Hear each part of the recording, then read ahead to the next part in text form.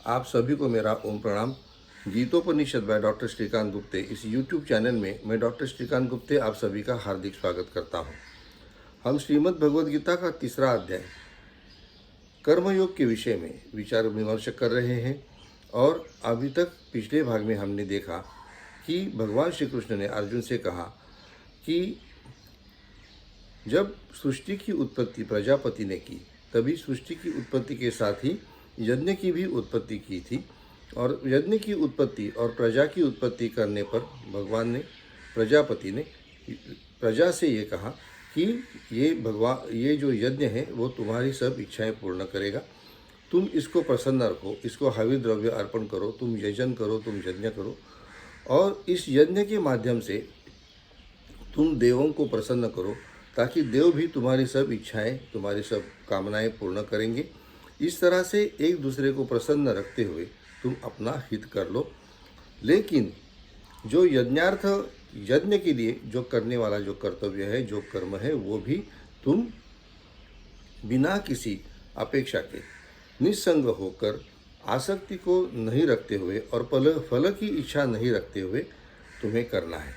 इस तरह से भगवान ने कहने के बाद में आज भगवान क्या कहते हैं वो हम देखेंगे। भगवान कहते हैं कि इष्टान भोगान ही वो देवा दास्यन्ते यज्ञ भावितः तैर्दत्तान अप्रदायेभ्यो यो भुंक्ते स्तेन अवसः। भगवान कहते हैं कि यज्ञ भावित मतलब यज्ञ से प्रसन्न हुए वो जो देव हैं वो क्या करेंगे, आपको तुम्हारे जो इष्ट जो भोग है, तुम्हारी जो इच्छित वस्तुएं जो हैं वो तुम्हें देंगे। इष्टान भोगान ही वो देवा दास्यन्ते यज्ञ भाविता। लेकिन आगे वो कहते हैं कि देवों का दिया हुआ जो है वो अगर तुम देवों को नहीं दोगे तो इसका मतलब यह है कि तुम चोर हो। स्तेन, यहाँ पर स्तेन शब्द का जो उल्लेख किया है उसका मतलब है चोर। अगर देवों का दिया हुआ उनको अगर तुम नहीं दोगे तो तुमको चोर ही कहना पड़ेगा। देवों का दिया हुआ वापस देवों को देना, यानी हम जो किसी भी पूजा में हम जो भगवान को जो भोग चढ़ाते हैं, जो प्रसादी चढ़ाते हैं, वो है उनका दिया हुआ जो है वो उनको वापस देना। ये जो विचार है कि जो दूसरे से हमें मिला है, जो अच्छा मिला है, वो उसको हम उसका कुछ अंश उसको वापस करेंगे, उसको हम वापस देंगे। ये इतना सुंदर विचार है कि हमें कभी भी दूसरों के जो उपकार हैं उनको नहीं भूलना चाहिए। इसी विषय में आगे जो कहना है, जो गुरु नानक जी का एक वचन है वो हम आगे कहेंगे। गुरु नानक जी का वचन कुछ ऐसा है, सुख वेले शुकराना, दुख वेले अरदास, हर वेले तेरा सिमरन। वो कहते हैं कि अगर किसी सुख की प्राप्ति होती है तो भगवान को शुक्रिया अदा करना चाहिए, भगवान को धन्यवाद देना चाहिए।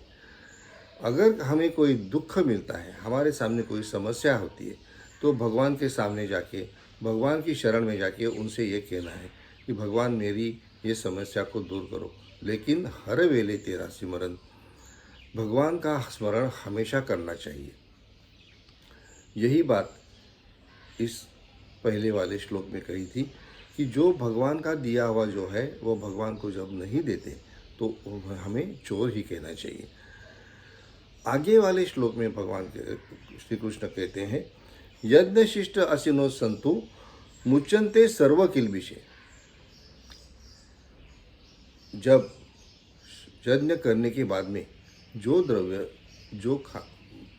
बचता है उसका जो स्वीकार करता है, उसी से जो अपना चरितार्थ चलाता है, वो क्या होता है, मुच्यन्ते सर्व किल्बिषे, वो सभी पापों से मुक्त हो जाते हैं। लेकिन भुंजते तु अघम पापा ये पचंती आत्मकारणात्। लेकिन जो सिर्फ अपने लिए ही अन्न का पाक करते हैं, जो खाना बनाते हैं, वो पापी लोग जैसे पाप का ही भक्षण करते हैं। इसके लिए हमेशा भगवान का दिया हुआ जो है वो उसको एक भोग की, एक प्रसाद की माध्यम से प्रसाद के तौर पे उनको वापस देना चाहिए। ये आज के हमारे 2 श्लोकों का मतितार्थ था। आपको मेरा ये विचार कैसा लगता है, आप मुझे ज़रूर बताइए। और गीतोपनिषद बाय डॉक्टर श्रीकांत गुप्ते इस यूट्यूब चैनल से जुड़े रहिए। इस चैनल को लाइक, शेयर और सब्सक्राइब ज़रूर करिए और हमारी ये जो यात्रा है उसमें आप भी शामिल हो जाइए। आप सभी को मेरा जय श्री कृष्ण।